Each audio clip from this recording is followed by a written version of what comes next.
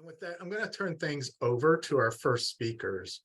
Gordon Abner, Assistant Professor of Public Affairs for the LBJ School of Public Affairs University at the University of Texas in Austin, and Dr. Hyunkang He, Associate Professor, Department of Public Administration and Health Management at the School of Business of Indiana University, Kokomo, who are going to present on their meta-analysis of turnover intention predictors. Gordon, Hyunkang. Thank you so much, Eric, for that introduction and for inviting us. I'm going to pull up my PowerPoint now.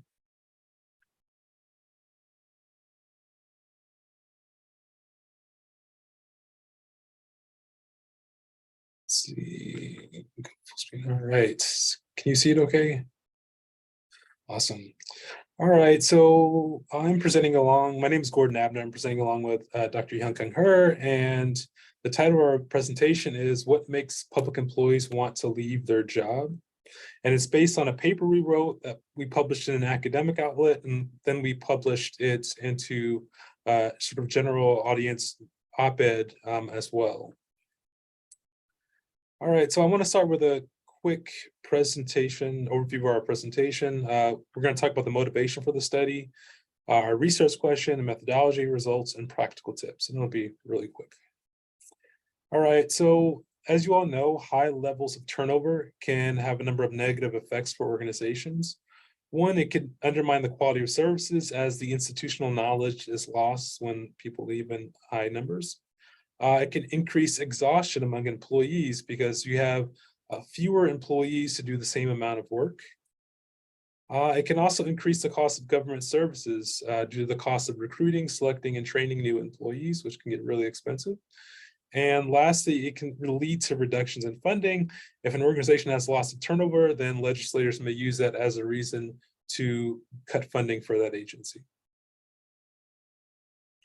So our research question was, what makes public employees want to leave their job? And the outcome variable is turnover intention. And turnover intention is generally measured using surveys in one of three ways.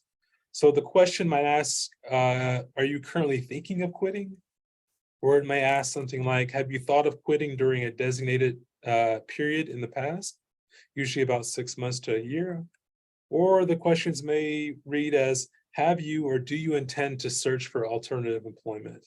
And so we drew upon various surveys from various places as data for this research, and these are generally how those questions are asked to measure turnover intention.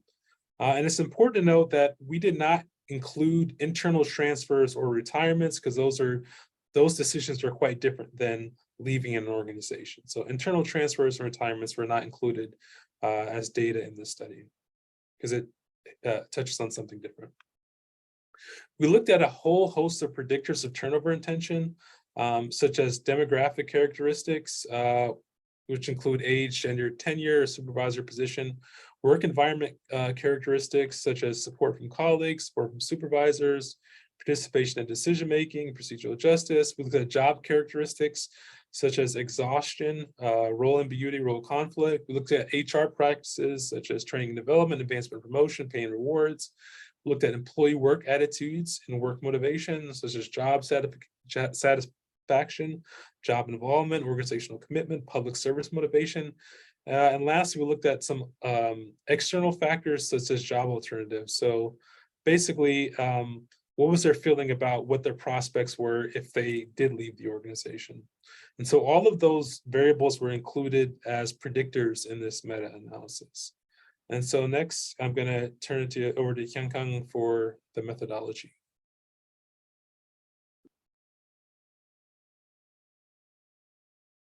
Okay, everyone. Hi, everyone. My name is Hyunkang He. I'm very happy to present the recent research with Dr. Gordon Abner. So I'm going to keep the presenting about the research, the methodology, and the key findings. So the methodologies that we use for this paper's research question is what makes the public employee to leave their job. So we try to use the meta-analysis method because in the public administration, the public management, the research is the last 3 decades. We have a bunch of the research result, very similar kind of the research has already conducted, but that is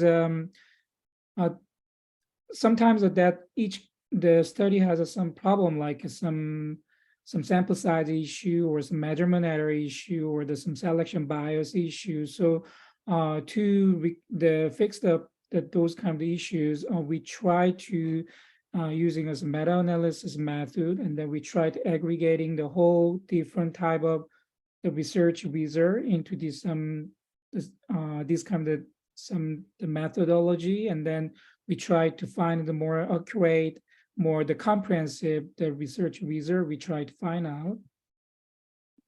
So we tried to collect the previous 59 studies, and then that study is about so like half of the studies are from the United States, and then some Asian country or some European countries, and then that study is focused on the central government or sometimes the state government or the local government and the nonprofit agency. We cover the bunch of different organization agencies of the type, and then some different country, and then that 59 studies all of the peer reviewed and then written in English. So, and also a time frame for this study is about from the 1990 to the 2021, the key public administration journals. So using that the meta-analysis method result, the first of all, as already the Gordon, Dr. Abner is mentioned, that is one key predictor we cover is about the demographic characteristic, like a personal characteristics. So age and tenure, education and supervisory position or gender level, the gender. So as you can see that adjusted effect size, most of the demographic characteristics, the effect size is very small, like especially except for the age, like a tenure. That means that how that employees work in the same agency or same position. Those kind of factor is a very small effect for the employee, their turnover intention, like a negative 0.09, or the education level. That's also not important factor for the public employee think about their turnover intention. And also supervisor position level, that means that like 3-level bureaucrat or sometimes the middle level managers or the leadership position, those kind of different level of the supervisor position, that doesn't not important factor for the employee when they think about their turnover intention. And also gender issue is also, that does not important factor, like a 0.02. However, the work environment characteristic factor, when you see that the predictor is like employee perception for how much that employee can be participated the key decision making for their the organization, that is a very big effect size, like negative 0.4. That means that the public employee, when they feel that is a much how many chances to participate in the key decision making in their that group or that organization, there might be that's a key factor to remain in the current that organization. And also procedural justice or the support from supervisor, that's already the public employee, the perception for that organization process is a fair, and also that the supervisor is when they feel that the supervisor is a keep supporting from the action or some key decision making, that those kind of factors also is a key factor to remain in the current organization. and also the resource availability or support from colleagues. So those kind of work environment characteristic is the effect side is like a medium to the high, the strong effect on the employees, the turnover intention or to remain to stay their current organization. So that effect size is a very key factor, is a very big, and then that's a key factor to employee think about when they think about consider the turnover or the remain to their current organization. And also the job characteristic, the predictor, when you see that is exhaustion, like a burnout from that organization, the job, too much of the job, or at the time that the employee feel that is like exhaustion or the burnout, that's a key factor to think about or consider to turn over their current organization, like 0.59. And the role ambiguity issue, that's a role ambiguity or the mission ambiguity, those kind of things about one of the public organizations, a key, the problem, but that is that's a very key important factor to employ, to think about their leaving their job. So like a role ambiguity issue is a 0.47, that's a very big impact factor for the public employee think about the leaving their job. And also the HLM practices like a diversity management or inclusion management, that's the negative 0.26. That means that like a medium level effect for the employee, the perception to leaving or the stay their job, but it's still the very meaningful effect size, point negative 26. So like as how the organization implemented some like diversity management or the inclusion, the practices, that's a very important key HR practices to current employee to think about their considering the leaving their job or the remain their job. And then performance appraisal and feedback. That might be also related to this the work characteristic like procedure justice, like some procedure is fair to when the supervisor evaluated their the employee the performance, and also that appraisal and the feedback is a fair or not. That's also is a very key important the factor for the employee, the turnover intention or the remain their job. And then advancement or the promotion opportunity and also training and development opportunity, that also both is a very meaningful key factor. But the pay and rewards, that's some more the extrinsic reward or these pay, that does not the key factor to public employee think about their leaving their job or the remaining their job. So that's another thing that we have to talk about the later.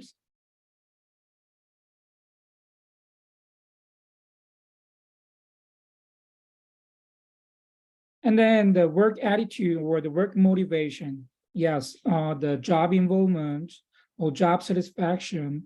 That means that is a employee feel that is I love the current job or I love their current organization. At the time, there's more motivated to their work, and then more motivated to the work duty, and then that leads to this some like remain their current organization. So we have to think about how to motivate like employees their work motivation, like satisfaction, effective commitment, or intrinsic motivation. That's a very key factor, or job involvement. That's a key factor. We have to a practitioner or the employee self or the manager. We have to think about how to managing the factor to implement the employee. right? So the job involvement is the most important factor to hold the predictors to remain at their current organization.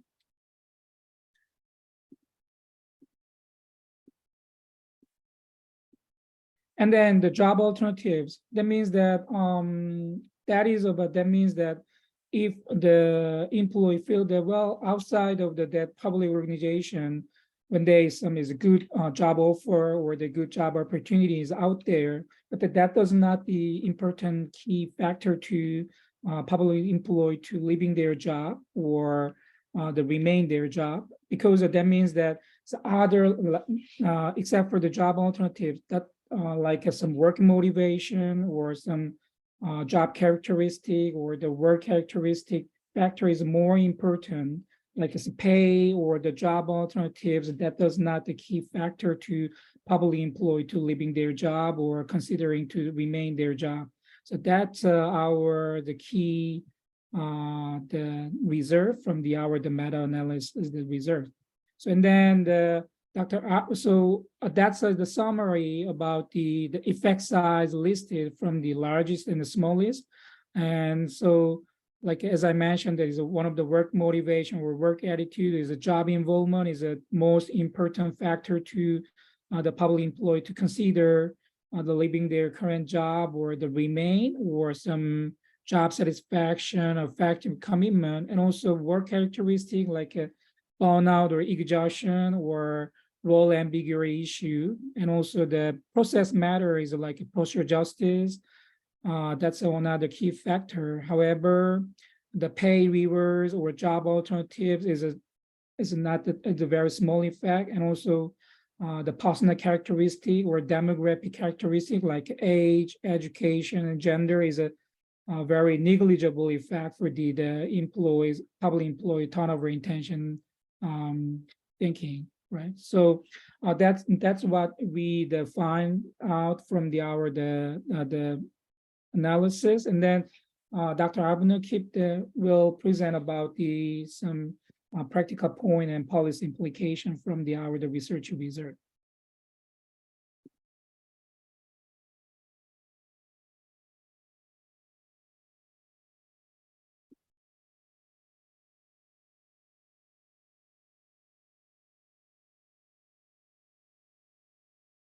Hi, Gordon, you're still muted. Of course, after doing this millions of times, of course I can't figure that out. Okay, thank you. So some key takeaways here to end our portion. So as Dr. Hurst said, there are several factors more important than pay and rewards or advancement or promotion, reducing staff turnover among government employees. Some of the best predictors, as you mentioned, are things like job involvement, effective organizational commitment, exhaustion, role ambiguity, and job satisfaction. And that demographic variables have a really weak relationship. And as you noted, process matters like procedural justice and participation in decision making. So for some final tips, it's important to fill positions to reduce job exhaustion so that few people aren't doing a whole lot of work. It's important to have an honest and thorough recruitment and selection process because job satisfaction matters, intrinsic motivation matters, and job involvement. And so it's important for people to know exactly what they're getting themselves into. We also note to clarify job roles through performance reviews, job analysis, and less formal mechanisms because role ambiguity was a strong predictor of desire to want to leave the organization. And ensure clear criteria for pay awards and promotion that are clear, balanced, and applied consistently because procedural justice was a huge issue or a strong factor. And so these sorts of things are important. Allow employees some autonomy in their work duties because job satisfaction matters, job involvement matters, and that can increase people's intrinsic motivation. And lastly, it's important to assess whether employees are supportive of peers and subordinates and performance reviews. And this is because we found that support from colleagues and and support from supervisors were medium sort of predictors of turnover intention. And so making sure that reviews are not just about the performance of the task, but also how supportive people are of their subordinates and supervisors. And so with that, that's all we got. Thank you, Hyunkang. Thank you, Gordon. I really appreciate the thorough understanding of your meta-analysis and kind of the predictors. Now I am going to turn things over to Dr. Rivka Liss-Levinson, who's the Senior Research Manager at MissionSquare Research Institute. And she's going to share some steps that employers can take within the restrictions of your particular state government milieu to help retain your staff that you have now.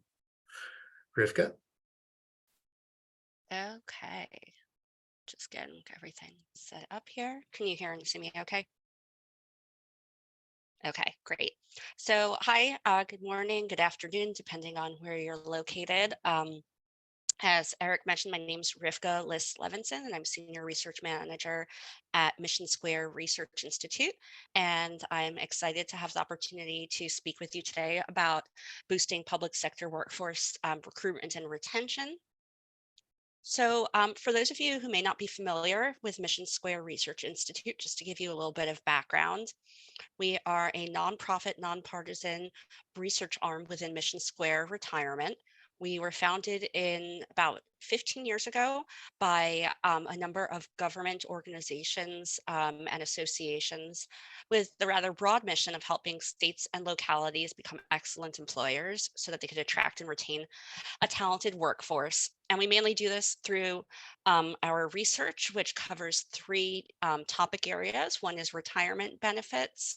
The next is health and wellness benefits. So think physical health, mental health, but also financial health.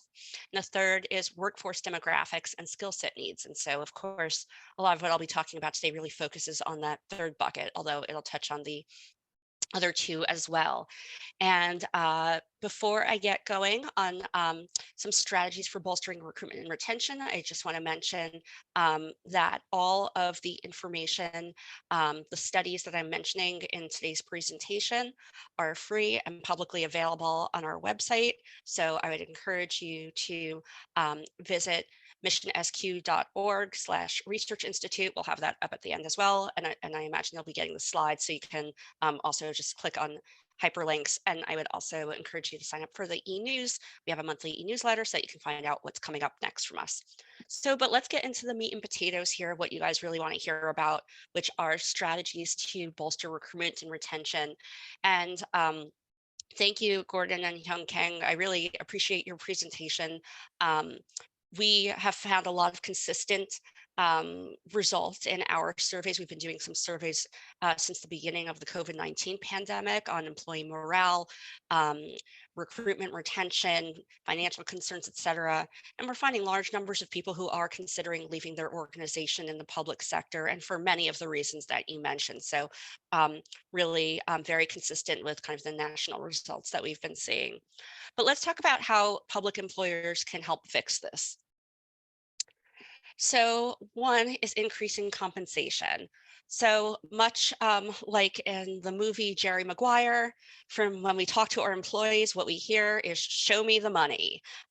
Basically, we have in all of our surveys, when we ask employees, and these are from nationally representatives of 1,000 plus state and local government employees, what can your organization do to retain more employees? Number one, improve salaries. Number two, is to offer increased bonuses. Now, of course, we don't know if that actually will keep people in their jobs. So this is what they're saying would keep more people in their jobs. But I think it's important to be looking at what it is that are what is on employees' minds and what they think are important retention strategies. But you might be thinking, it's very hard to increase compensation. This isn't something that we can just do, especially in state and local government. In the public sector, there's cycles, there's funding cycles, there's a lot of red tape and other things that make it challenging always to increase compensation. So I think in that case, something that people should be thinking about as public employers is about the benefits compensation that they're offering their employees. So we have a survey of HR managers that we've been doing since 2009, asking them about what's going on with recruitment and retention and their gaps and needs in their workforce. And what we found in our 2023 survey, which is actually coming out June 29th, so that's why I'm encouraging you all to sign up for the e-news so that you'll get that right when it comes out next week. So, well, only just over half of HR managers feel that the wage compensation that they offer is competitive with the labor market. 89%, so the vast majority feel that the benefits compensation that they offer is competitive. On the flip side, when we talk to employees, one thing that we find in a recent survey that we did of 1,000 plus state and local government employees is that only 39% said that they're very or extremely satisfied with the communication they receive from their employer about the total value of their compensation. So think salary, retirement benefits, insurance, bonuses, and other employer provided benefits.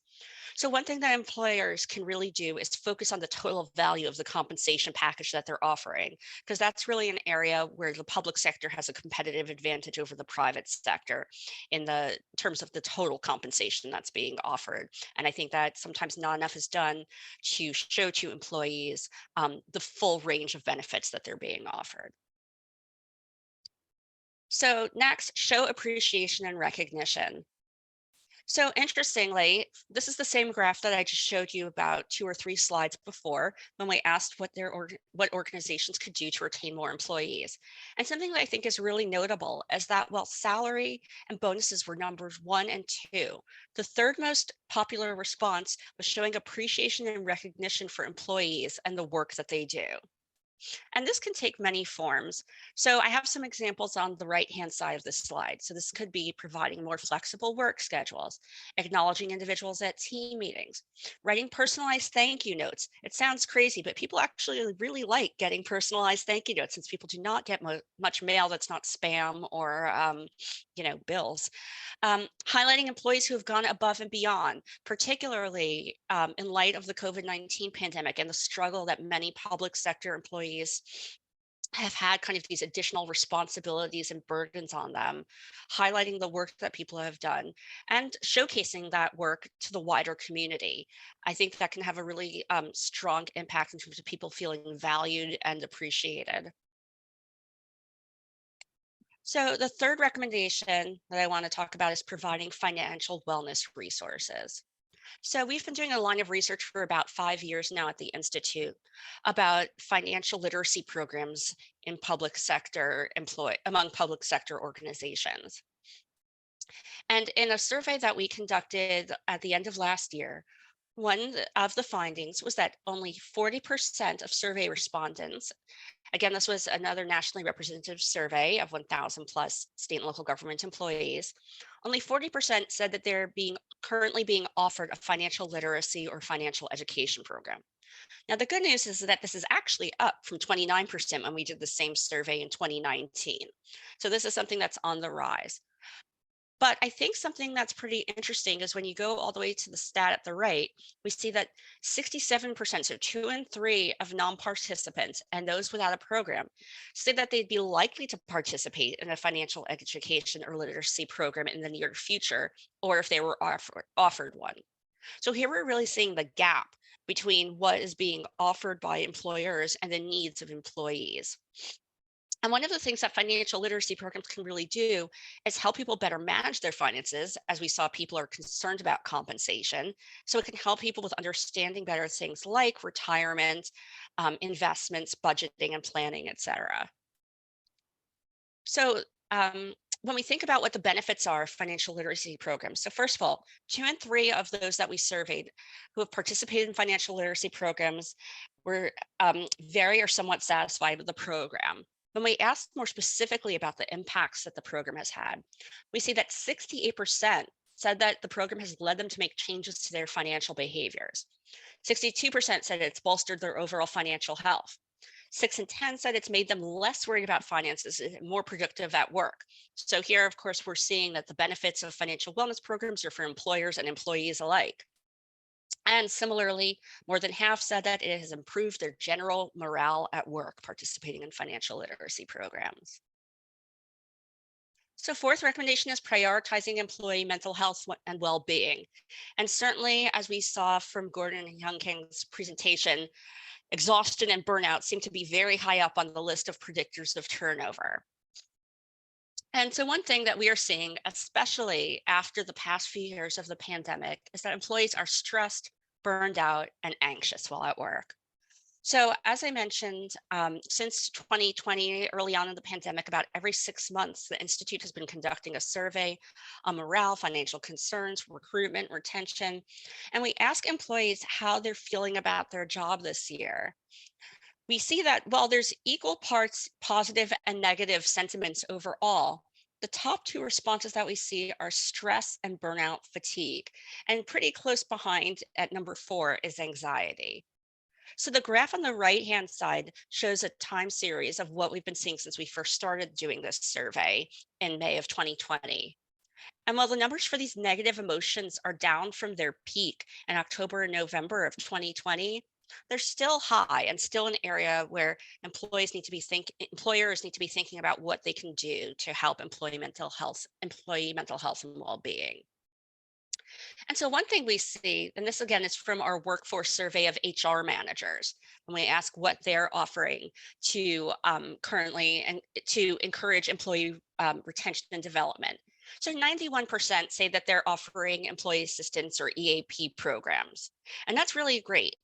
But I would encourage employers to be thinking about going beyond the standard EAP programs to looking at what the specific needs are of your employees and thinking about the kinds of things, and there's some listed here in this slide, the kinds of things that can be offered to help reduce stress and burnout, whether that's something like flexible scheduling or stress reduction programs, or even reimbursement of gym memberships. So next, emphasizing employee impact on the community. We know that people who go into state and local government are extremely mission driven as a whole. So we conducted a survey last year with Lead for America, an organization that places recent college graduates into 2-year fellowships in their hometown local governments.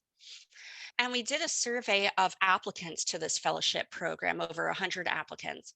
And we asked them to rate the importance of various workplace aspects to them. And the number one most important item cited by these applicants was meaningful work and mission. This came above salary and many other considerations. So we know that that's something that's really important to those who are going into local government right now and to state government. But what about those who are already in the public sector? So when we did our survey of 1,000 plus employees and asked them what attracted current state and local employees to their current job, we see that number 2 was the personal satisfaction that the job gives me. So this is really an area where we think that the government has a brand advantage and should be using it to their advantage to have a competitive edge over the private sector in terms of emphasizing and highlighting the impact that people can have on their community and how that is something that's unique to state and local government. So next, implementing workforce DEI initiatives. So much like with financial wellness programs, diversity, equity, and inclusion initiatives are something that we believe have, and the research shows, has many advantages for both employers and employees. Research has found that greater inclusion of women in public sector leadership is positively correlated to economic development results. Staff diversity has also been shown to have a positive impact on productivity, quality decision-making, and financial success in organizations. When people feel accepted, not only does this feed into a general sense of comfort and belonging, but also a 56% improvement in employee job performance.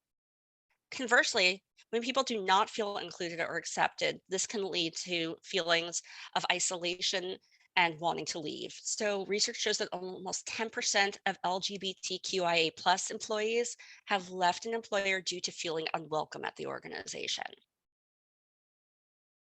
So we know that DEI has a number of benefits, workforce DEI initiatives, but where does this sit in terms of a priority for employers and employees? So in the workforce survey that we have coming out on June 29th, we ask about the programs that that organizations are doing to encourage employee retention and development. This graph you've seen before where I showed you about EAP programs. So a little further down the line, we see that 42% of HR managers say that their organization is working on workforce DEI initiatives.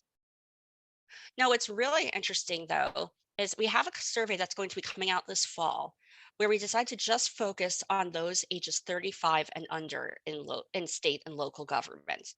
And so we surveyed 1,000 plus, a nationally representative sample of 1,000 plus current government employees, ages 35 and under. And 63% said that it's important that their workplace creates, quote, an inclusive and welcoming environment for all identities. So when you're thinking about recruiting and retaining the next generation of state and local government workers, inclusion and a welcoming work environment is something that's really important to this group of individuals. And the final component I want to touch on is fostering employee development and succession planning. We know that people are going to leave, and sometimes it's for a good reason. For example, someone's had a very long career and it's time for them to retire. So certainly not what Gordon and Hyunkang were talking about in their study, but this is something that happens and we want people to retire at a certain point. So that's all good. So what needs to happen though, is that employers need to be thinking about the talent that they have within their organization and making sure that there are advancement opportunities and career paths and career ladders. And so to preserve institutional knowledge and to maximize the retention of remaining staff, it's important that organizations prioritize training, mentoring, and job rotation opportunities. Mentoring is particularly interesting. This is something where we've seen kind of a decline in the past couple of years in terms of the number of organizations that are offering mentoring. And it may have something to do with the more hybrid and remote work schedules that happened over the course of the pandemic and people being less likely to be in office at the same time or to have casual conversations that can lead to mentorship. But we do know from the research that having a mentor is something that can be incredibly helpful to people and help also instill loyalty in an organization and help people work through issues that they may be having with their employer. Also, just want to touch for a minute on job rotation opportunities. This keeps your organization nimble. It keeps people able to step in as needed if another person leaves the organization. And it also creates opportunities for people to learn new skills and to see if there's other areas within the organization that might be of interest to them. So it really has benefits for employers and employees. So the final thing that I want to show you here before turning it back over for questions is just a word cloud. This is from our forthcoming HR manager survey where we asked what workforce initiatives have been most successful and what results have you achieved? And so of course you can see that certain words pop out more than others, as is the case in word clouds. But the reason why I want to bring this up here is to really demonstrate how many responses we got to this question. And I think what that really indicates is that there's not a one size fits all approach. So there's a lot of possibilities here for how you can work on workforce recruitment and retention. And there's a lot of combinations that you can do of these 7 strategies, as well as many others that I didn't talk about today. But I think what's important is to kind of gauge the needs of your employees and then to think about what are the things that you can do in the short, medium, and long term to help with recruitment and retention. And so with that, of course, I want to leave time for questions, but please feel free to connect with the Institute on Twitter, on the web, and via email. And I think these slides will be made available to you, but yes, they will be made available to you. So thank you so much for the opportunity to speak with you today. Thank you, Rivka. That's for that great presentation. And indeed, I'm going to collect the slides so that we can make them available on our website afterwards.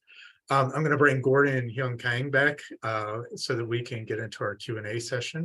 Feel free to continue sending me questions through chat. I have gotten a few sent to me directly, as well as some that were posted for everyone to see. I think my first one, Rivka, is related, and this one's for Hyunkang and Gordon as well.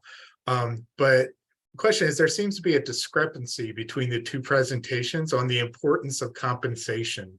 Would you all mind discussing the difference in the findings, why the meta-analysis might differ in that importance from the research that you've done at MissionSquare?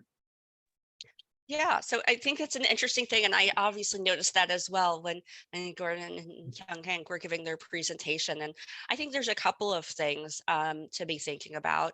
So I think one thing is about asking employees themselves about the importance of these different factors. And I think that the meta-analysis in terms of the different studies, there were probably all different ways that people went about measuring the importance of compensation and its relationship to leaving. And so I think that what we've found, at least from our surveys in recent years, and I'm not sure how far back the meta-analysis goes in terms of the years of studies, and there could be differences over time. And one hypothesis I would have is that as other benefits like retirement benefits have become less generous over time, the role of wage compensation may be becoming more important to employees. But certainly from our recent research, it's far and wide the most popular thing that we're hearing from employees of what they believe employers should be doing to retain. As I mentioned, that may not be what actually is the factor that keeps them there, right? We don't know because we don't really have a study that shows what happens, when everyone gets a raise or half of the employees get all the compensation they want and the others don't. But I think that there's that while they're not, the two studies aren't really showing the same findings, I don't think they're necessarily mismatched. I don't know what Gordon and Hyunkang think, but that was my 2 cents.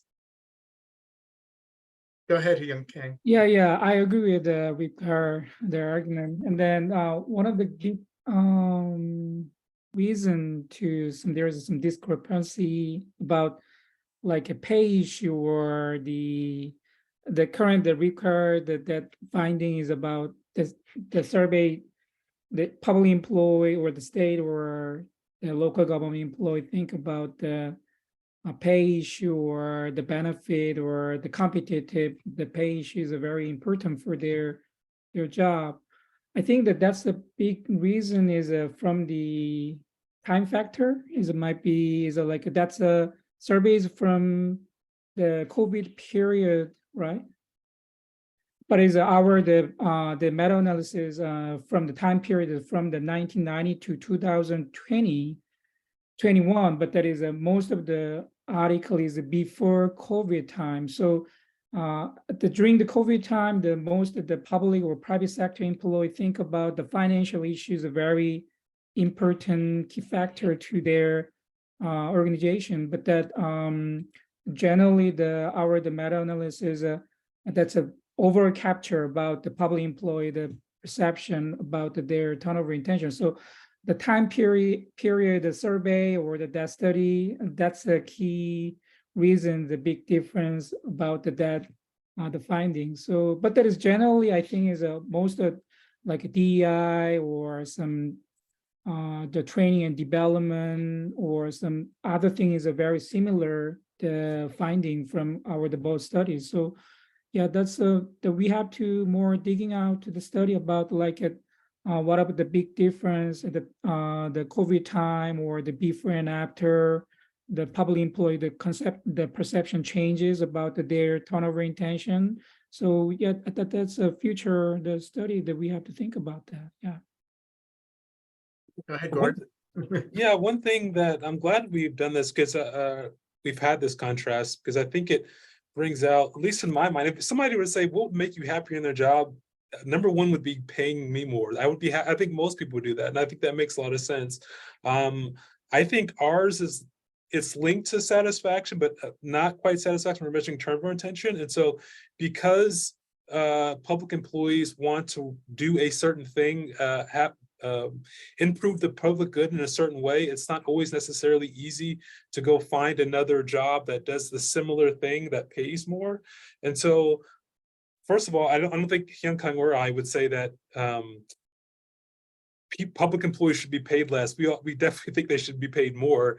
But I think at least in my mind, what these results are saying is that that would make people a lot happier, but they might not leave if they're not getting that raise because they might not find that other job that does the same thing that they care about. And so we definitely don't want to say this as an excuse not to pay people more. Very much in favor of paying people more. It's just, I think the questions are somewhat different. Yeah. And I think just to add on to that, I think also the questions that we asked were sort of about asking about people reasons they'd want to stay, which is kind of different than asking people about why they'd want to leave. Even though they're the opposites of each other in some ways, I think there's still some nuances in terms of the differences of what makes people want to stay versus what makes people want to leave. The other thing I just want to, two other things, quick things I'll add. One is our surveys that we've been doing during the COVID times. The other thing we've really found, Hyunkang, to your point, is about the financial concerns have been getting astronomical. So we've been finding results like 88% of workers say that they worry about finances. And 2/3 of those say they worry about finances while they're on the job. And so this is what we've been finding about during the COVID era. So I think finances have become much more forefront in people's mind as an issue. As I mentioned, that there may also be some connection with some kinds of decreases in some other benefits. But the one other piece that I'll just mention is about especially since COVID, there's been some change in terms of the competition for talent, even within the public sector, and the ability of people to work in neighboring jurisdictions, but also in jurisdictions that are very far away. And you can have very different pay scales in different states. And so while not everyone, I know there's different rules by states of where people can work, but there is more opportunity, it seems, in certain areas within the public sector for people to be working remotely and to be working remotely even in other states. And so that really puts the pay as something that we think of as key, given that this is something where people may have more options than they had 5 years ago in terms of wanting to have that community impact and being able to do so somewhere else and not just next door, but across the country. Yeah, I think that's great. I was just gonna, if I can add on quickly, and I also think, I know this, your study may preceded this, but to your point that this may become more important is that inflation, I think we're still haven't recovered from inflation. A lot of pay has not sort of kept up with that. So I think to your point, this may be becoming a growing issue. Thank you all. I think that explains it really well. I have another question that's come in regarding kind of both the factors that you're talking about. Rivka, is kind of like your factors of why people want to stay and the turnover intention. How do those factors compare to private and nonprofit sectors? Are they similar? Are they different? Is there a gap between them? Do you know? Well, yeah, that's a very good question, because when we conducted this study, when we submitted our journal, and then the journal reviewer, so they asked us to what's the big differences or similarities between the public and private sector about their turnover intention predictor. So we try to find out any comparison for the private and public sector, but that the private sector, the research is they conducted some actual turnover, not the turnover intention, is an actual turnover. So that's they did some actual turnover predictor. The study is like conducted, but that our study is a turnover intention. So before the turnover, actual turnover, we try to find out some predictor to their some future the behavior. So we cannot directly compare to the public and private sector is a turnover intention predictor, their effect size, but that the individual study, when we saw that it's a private sector, that actual turnover, that study predictor, the study, they found that is a big difference is like the pay and rewards or the job alternatives. That's a biggest one of the very important factors. So that means that when the private sector employee feel that, well, in the outside is a very good job offer, or that good job offer might be with a good salary or good some benefits. So at the time that those kind of job good job availability and out there, that the private sector employee easily to do the leaving their current organization. But that is the public sector employees, some very big differences like a PSM, the public service motivation, and then they much more weight on their job itself. So like some serve the public good or the citizen, they more weight on their those kind of job itself satisfaction, as the Rebecca is already mentioned, that is a satisfaction in the job itself. So that's a big difference for the public and private sector employees, their perception, like a pay or the pay and the salary issue or the job availability issue. So that's a big difference, might be between the two sectors. Yeah. Yeah, I would agree on the public service motivation front and kind of the meaningful work in terms of what's really motivating people in their jobs. And actually, the public sector, you may have folks who are more patient on salary, given that people expect in the public sector lower salaries than the private sector on average, at least for many jobs, although not all, of course.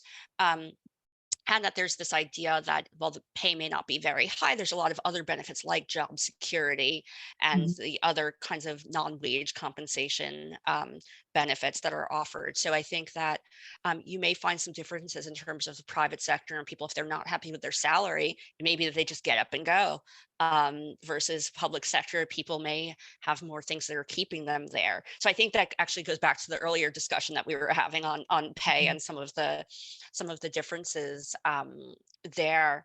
And I also, the other thing I would want to mention is, in general, people in the public sector have a longer job tenure than people in the private sector.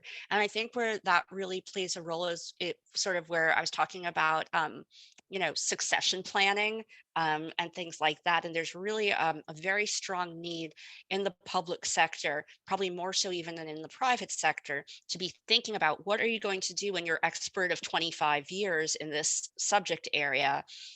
Your expert at driving a commercial vehicle is no longer there.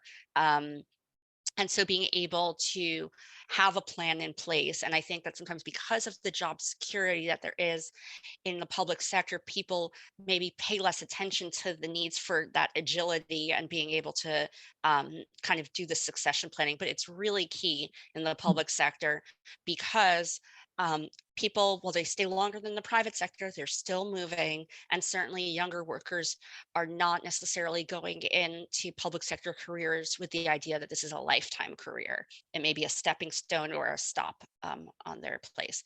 But the other one final thing I'll say is that certain things are going to be all the same. So, in terms of people, the importance of appreciation and recognition, the importance of employee mental health, I think those are things that, whether in the private or the public sector, are really key. Workforce DEI initiatives. These are things that are going to help with recruitment and retention, whether you're in public or private sector.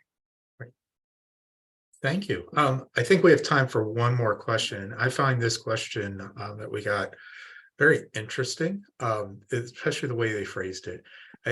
The question is, fairness seems to be a big deal, as kind of an undercurrent of both of predictors of turnover as well as retention.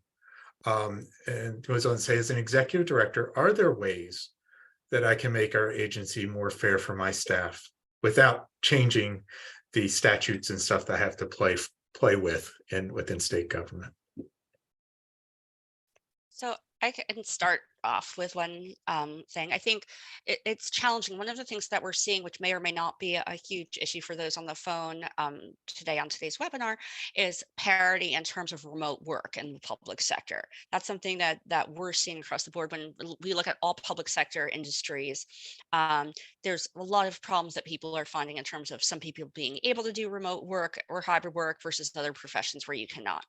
But putting that aside and just thinking about parity in general, I think one of the key things to think about is kind of polling in some ways your employees and asking them what are the issues that they feel are being handled in a fair way or in an unfair way. And I think it's important to first do that assessment, because I think from the leadership perspective, there may be one sense of what things are fair or not fair, or what feel that way. But I think it's really critical to understand from the employee perspective, with the understanding that the transparency to employees that, polling them doesn't mean you are changing everything, but it's still asking. And I think people like being asked, and people like being able to provide feedback. And I think that's sort of a first step that I would say, and then to go from there and thinking about what are small steps that you can take versus these larger things that may require bigger changes that may go beyond just what's under your control.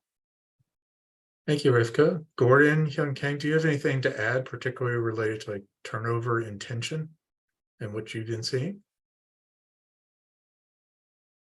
One thing I would just note is that being transparent about how processes work, that's what I got from the data.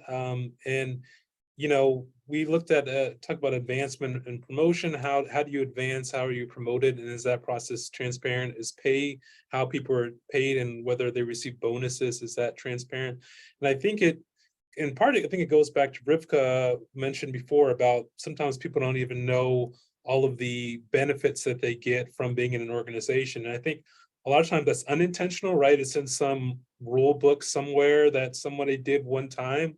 And by having all that information somewhere where people can find it, or at least ask someone where they can find it, I think goes a long way towards promoting fairness. And we had a question about this on another webinar, because fairness is a very ambiguous term.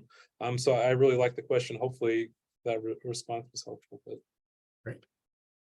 Well, it looks like we're out of time, so I think that's a great question to end on. Thank you, Gordon, Rivka, Hyunkang,